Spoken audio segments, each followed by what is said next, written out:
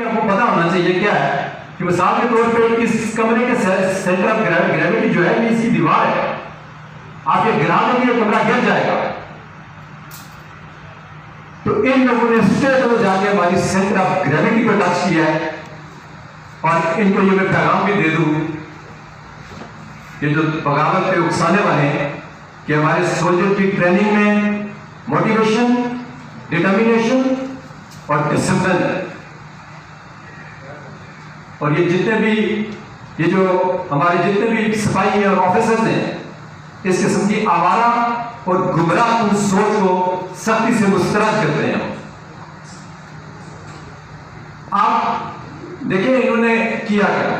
جب میں پہلے آپ کو بتا رہا تھا کہ انہوں نے ہمارے بزرگوں کی تذلیل کی، اس نے عوام کی تذلیل کی کہ ہمارے جو ممبرز ہیں 53 ممبرز بیٹھے ہوئے اسمبلی کے اندر ان کو انہوں نے ڈسکریڈٹ کیا، ان کی توہین کی، ان کو ایسے ایسے نام دیے کہ ہم اس میڈیا کے اوپر کہہ نہیں سکتے. تو بھائی اس کے بعد انہوں نے کیا کیا کہ جب انہوں نے دیکھا کہ لوگ متنفر ہو گئے لیڈرشپ سے بھی اور پرانے لوگوں سے بھی، پھر انہوں نے اپنی اہمیت کو سامنے لے لیا ہے اور اس کے بعد انہوں نے گیم پلان سٹارٹ کیا اور انہوں نے لوگوں کو یہ کانفیڈنس دیا کہ ہر مرض کی دوا جو ہے وہ ایکشن کمیٹی کے پاس ہے. اور آج جو لوگ یہاں پہ بیٹھے ہوئے ہیں میں آپ کو بتا دوں یہ ایکشن کمیٹی نہیں ہے، کیونکہ وہاں پہ ایک ہی ایلیمنٹ اس وقت ڈومینیٹ کر رہا ہے اور وہ جے کے ایل ایف کا ہے، وہ انرجی پسندوں کا ہے. وہاں پہ آپ نے مجھے یہ بتائیں آپ نے کوئی دیکھا ہے وہاں پہ علاقے پاکستان سے تعلق رکھنے والا کوئی بیلنس اپروچ دیکھی ہے؟ کوئی عقل، فکر، سوچ، سمجھداری، سیاسی بردباری کوئی چیز دیکھی آپ نے؟ وہاں پہ ہمارے بھائی جتنے بھی ہیں جن نے تحریک سٹارٹ کی وہ کوئی دکاندار ہے، کوئی تاجر ہے، کوئی چھوٹی موٹی چیزیں ہماری. بھائی بات یہ ہے کہ آپ پالیسی میکنگ میں کیسے آ رہے ہیں؟ پالیسی میکنگ اسٹیٹسمین کا کام ہے. اس کے لیے ایک بڑا تجربہ، ایک بڑی سوچ، ایک بڑی عقل اور فکر چاہیے. ان کے پاس کون سا تجربہ ہے؟ کون سی عقل فکر ہے؟ یہ کہتے ہیں کہ یہ لاسٹ ٹائم میں نے ایک لیکچر دیا دارالعلوم یونیورسٹی میں، ایک بچے نے مجھ سے سوال کیا جی وسائل ہمارے قبضہ آپ کا یہ ان کا ایک نیریٹو ہے. میں کہا بیٹا یہ بتائیں کہ وسائل بھی ہمارے قبضہ بھی ہمارا ہے. انہوں نے کہا نہیں جی منگلا ڈیم کی بجلی ہے، یہ کوئی 4 سال پرانی بات میں کر رہا ہوں. میں کہا منگلا ڈیم کی اگر بجلی ہے تو آپ کو پتا ہے کہ اس کے اوپر آپ کو گورنمنٹ آف پاکستان کتنے کی بجلی دے رہی ہے؟ یہ کہتے ہیں جی ہمارے نارمل سیلز آتے ہیں 30,000 40,000 اس طریقے سے. تو میں نے کہا نارمل نہیں ہے، بہت عرصے سے حکومت پاکستان آپ کو 2 روپے اور 59 پیسے کی بجلی دے رہی ہے. انہوں نے کہا اس بات کو تو ہمیں پتہ ہی نہیں ہے. میں کہا اگر قصور ہے تو حکومت کشمیر کا قصور ہے کہ انہوں نے آپ کو بینیفٹ پاس نہیں کیا، کہ گورنمنٹ آف پاکستان کا اس میں کوئی قصور نہیں ہے. پھر اس طرح کے میں آپ کو بتاؤں کہ صدارتی صاحب بیٹھے میں کرنل تھا، جی ایچ یو میں تھا، یہ پرائم منسٹر تھے.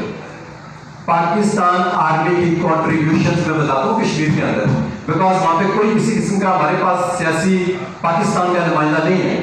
ہماری نمائندہ وہاں پہ پاکستان آرمی ہے جس کو کشمیریوں کے دکھ اور درد کا پتہ ہے، یہی ہمارے وکیل ہیں.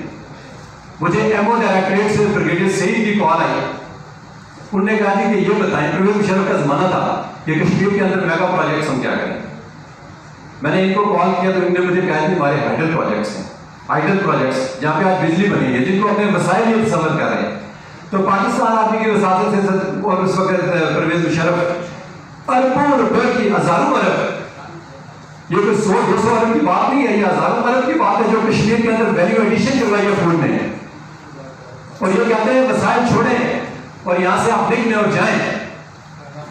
کون سے وسائل ہیں کشمیریوں کے پاس؟ اگر پاکستان آرمی اور پاکستان اس کے اندر ویلیو ایڈیشن نہ کرے تو کشمیر میں ہمارے پاس آلو، پیاز اور ٹماٹر تک نہیں ہے. آج آپ کہتے ہیں کہ سارا کچھ بند ہے، ہماری انٹری پوائنٹس بند ہے، تو آپ کا جو یہ بیانیہ ہے کہ جی خود مختار کشمیر ہونا چاہیے تو رہے نا، لے کے آئے نا آلو ٹماٹر اور ساری خوراک اپنے لیے. کیوں آپ خاموش ہیں؟ پھر یہ کون سے نعرے آپ دے رہے ہیں کہ ہم انڈیا کی طرف جائیں گے؟ اس آگ میں گھسے نہ جا کے یہ جو خود مختار کشمیر کی بات کرتے ہیں کہ ہم انڈیا کی طرف جائیں گے، ان کو پتہ ہے اس بات کا کہ انڈیا نے خود مختار کشمیر کے جو لیڈرز کو پھانسی دی ہے. مقبول وقت کدھر آج؟ کس نے پھانسی اس کو دی؟ یاسین ملک کدھر آج؟ وہ جیلوں میں. اور یہ یہاں پہ آزاد ہو کے ان کو پاکستان نے ہر قسم کی آزادی ہمیں دی ہوئی ہے، ہر قسم کی سہولت ہمیں دی ہوئی ہے، لیکن یہ لوگ کفران نعمت کر رہے ہیں. اگر آپ کے اتنے زیادہ پوائنٹس ہو گئے تھے उठा लिया गवर्नमेंट ने कि जी इससे आगे हमें नहीं जा सकते, क्या क़यामत आनी थी कि आपने 10 दिन का उनको टाइम दे देते। तो ये बात नहीं है, बात कश्मीरियों की वेलफेयर से बहुत आगे निकल चुकी है। ये कोई फॉरेन एजेंडा है यहाँ पे। जिस तरह मैंने पहले आपको कहा कि जब आप रियासत के खिलाफ बोलते हैं, इंडिविजुअल नहीं बोल सकता, उसके पीछे रियासतें होती हैं।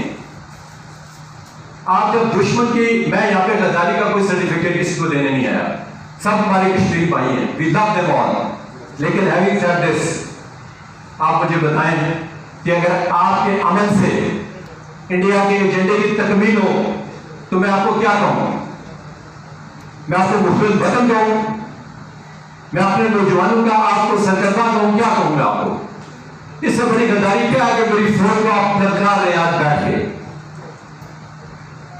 तो बराए मेहरबानी मैं इसमें गुजारिश करूंगा इन लोगों से कि जो हमारी काली बेड़े हैं, मैं अपने नौजवान को गुजारिश करना चाहता हूं